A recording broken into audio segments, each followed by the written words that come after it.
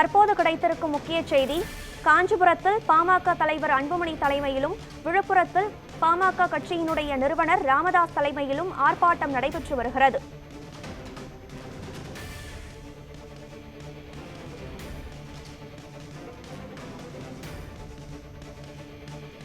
வன்னியர்களுக்கான 10.5% இடஒதுக்கீட்டை கோரி திமுக அரசை எதிர்த்து இந்த கண்டன ஆர்ப்பாட்டமானது பாமக சார்பில் நடைபெற்று வருகிறது.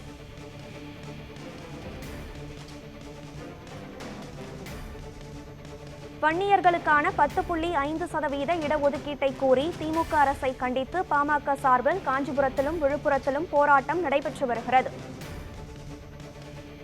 இது தொடர்பான விவரங்களுடன் இணைகிறார் நமது செய்தியாளர் கார்த்திகேயன். வணக்கம், சொல்லுங்கள். திமுக அரசை கண்டித்து பாமகவினர் காஞ்சிபுரத்திலும் விழுப்புரத்திலும் 2 இடங்களில் போராட்டம் நடத்தி வருகின்றனர். இந்த போராட்டத்தின் கோரிக்கைகளை முழுமையாக விவரியுங்கள். வன்னியர்களுக்கான உள்ஒதுக்கீடு 10.5% தமிழக அரசு வழங்க வேண்டும் என்பதை வலியுறுத்தி இன்று தமிழகம் முழுவதும் பாட்டாளி மக்கள் கட்சியினர் ஆர்ப்பாட்டத்தில் ஈடுபட்டு வருகின்றனர். விழுப்புரம் மாவட்டத்தில் பாட்டாளி மக்கள் கட்சியின் நிறுவனர் ராமதாஸ் அவர்கள் தலைமையில் ஆர்ப்பாட்டம் நடைபெற்று வருகிறது. அதே சமயத்தில் காஞ்சிபுரத்தில் பாட்டாளி மக்கள் கட்சியின் தலைவராக இருக்கக்கூடிய அன்புமணி ராமதாஸ் அவர்கள் தலைமையில் காவலங்கேட் பகுதியில் ஆர்ப்பாட்டம் நடைபெற்று வருகிறது. அதாவது தமிழ்நாட்டில் மிகவும் பிற்படுத்தப்பட்ட மக்களுக்கான 20% இடஒதுக்கீட்டில் வன்னியர்களுக்கு மட்டும் 10.5% உள்ஒதுக்கீடு வழங்கும் சட்டம் 2021ஆம் ஆண்டு சட்டமன்றத்தில் நிறைவேற்றப்பட்டது. சட்டமன்ற தேர்தல் நேரத்தில் இது நிறைவேற்றப்பட்டதால் இது செல்லாது என அப்போது எடப்பாடி அரசு அவசர கதியில் இந்த இடஒதுக்கீடு வழங்கியதாக விமர்சனம் எழுந்தது. மேலும் பாமகவின் நீண்ட கால கோரிக்கையாக இந்த உள்ஒதுக்கீடு இருந்த காரணத்தினால் சட்டமன்றத்திலும் பெரிய அளவில் பாட்டாளி மக்கள் கட்சி இதை வைத்து பிரச்சாரம் செய்தும் பெரிய அளவில் வெற்றி பெற முடியவில்லை. அதே நேரம் 10.5% உள்ஒதுக்கீடு வழங்க தமிழக அரசு கண்டித்து உச்சநீதிமன்ற வழக்கு தொடரப்பட்டது. சென்னை உயர்நீதிமன்ற வழக்கு தொடரப்பட்ட நிலையில் 10.5% உள்ஒதுக்கீடு உயர்நீதிமன்றம் ரத்து செய்தது. அதன் பின் உச்சநீதிமன்றத்தில் தொடரப்பட்ட மேல்முறையீடு வழக்கிலும் வன்னியர் உள்ஒதுக்கீடு சட்டம் செல்லாது என உச்சநீதிமன்றம் தீர்ப்பளித்தது.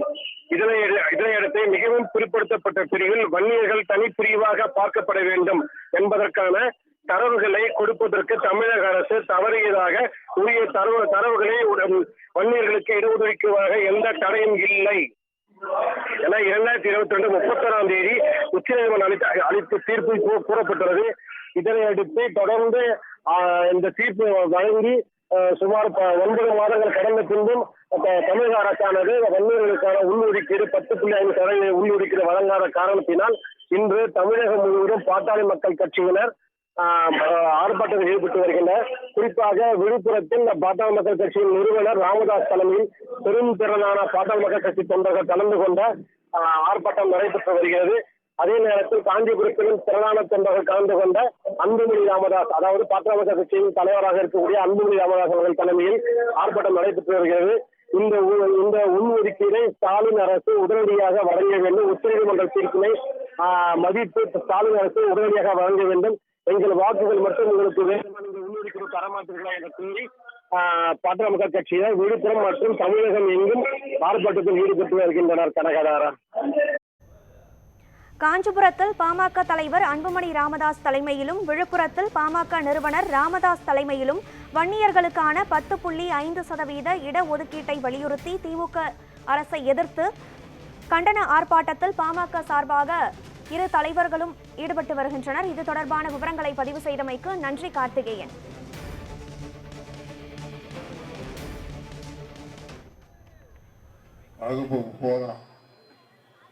அதில் இந்த கஞ்சா போட்டுக்கிற பயிர் முறைக்கான ஒரு பதிவு பண்ணது என்ன ஆகும் நமக்குன்னு பயந்து பாடத்தை எடுக்கலாம்.